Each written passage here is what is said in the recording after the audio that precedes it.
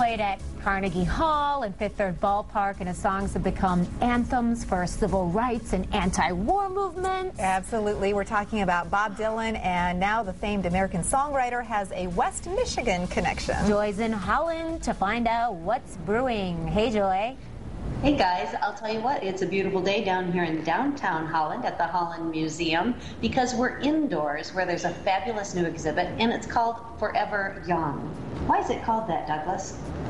Well, it was the name of one of his well-known songs, and it was also part of the title of my book, the photographs I made of him in 1964.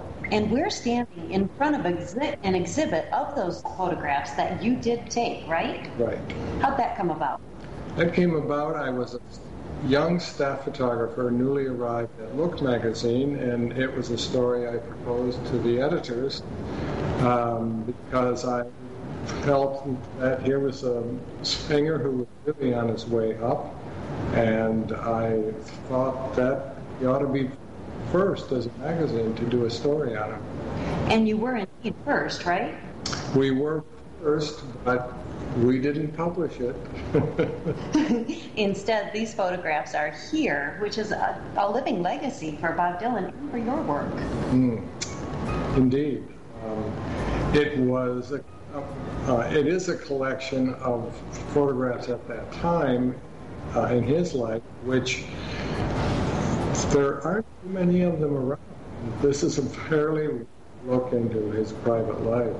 And you shared with me that this exhibit has actually been all over the country and is now here in Holland. And it's really an interesting look because it's not just stage photos. Right. This is largely more intimate moments at home with friends, hanging out in his favorite places in New York City and Woodstock.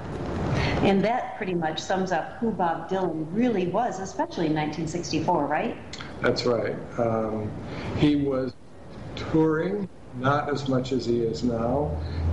He had just returned from a tour at the time that I hooked up with him, and had time, and we spent that time together, part of that time.